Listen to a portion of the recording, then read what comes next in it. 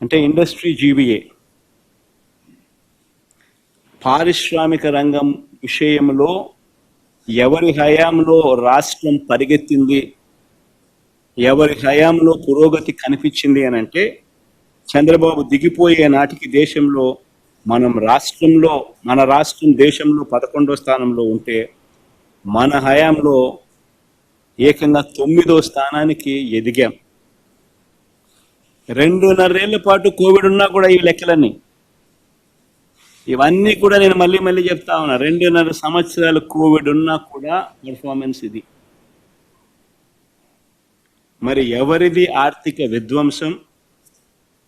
అందరూ ఆలోచన చేయాలి.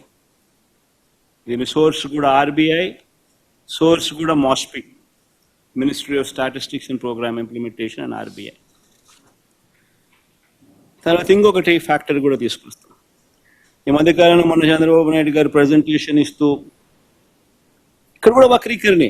ఆయన ప్రతి అడుగు వక్రీకరణ, ప్రతి అడుగు అబద్ధం, ప్రతి అడుగు మోసం.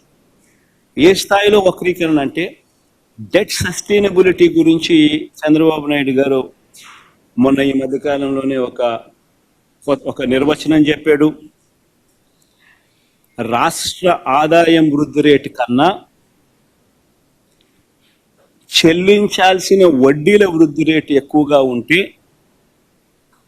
డెట్ పరంగా సస్టైనబుల్ కాదు అని చంద్రబాబు నాయుడు గారు నిర్వచనం చెప్పాడు. సరే పోనీ ఒక మాదిరిగా ఇది ఈ మాదిరిగా క్యాలిక్యులేషన్ అనేది చేయకపోయినా కూడా ఆయన చెప్తా ఉన్న థియరీని మనం కాదని ఎందుకు అనాలి? పోనీ ఆయన చెప్తా ఉన్న థియరీ ప్రకారం, ఆయన చూపించే థియరీలో ఆంధ్ర రాష్ట్రం మన పాలనలో మాత్రమే ఏం జరిగింది అని మాత్రమే చూపిస్తాడు తప్ప ఆయన హయాంలో ఎలా ఉంది అని కూడా చూపించాలి కదా, అది చెప్పడు. ఇదే డెట్ సస్టైనబిలిటీ గురించి ఒకసారి గమనించినట్టయితే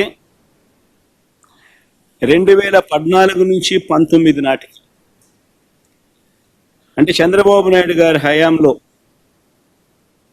ఎలాంటి కోవిడ్ లేదు, ఎలాంటి పాండమిక్ లేదు. ఇవన్నీ ఏవీ లేకపోయినా కానీ చంద్రబాబు నాయుడు గారి పరిస్థితి ఏమిటి అని చెప్పి చూస్తే ఒక్కసారి గమనించినట్లయితే ఇక్కడ కేంద్ర ప్రభుత్వం కంపారిజన్ ఒకసారి ఫస్ట్ చేద్దాం. కేంద్ర ప్రభుత్వం గుణాంకాలు ఒక్కసారి గమనిద్దాం. కేంద్ర ప్రభుత్వం గుణాంకాలు పరిశీలిస్తే కేంద్ర ప్రభుత్వం చంద్రబాబు నాయుడు గారి మాదిరిగా ఆ 5 సంవత్సరాలు లెక్కలేకి వేసుకుంటే పరిస్థితి ఏమనిపిస్తుంది? కేంద్ర ప్రభుత్వం కట్టిన వడ్డీల వృద్ధి రేటు 9.26% అయితే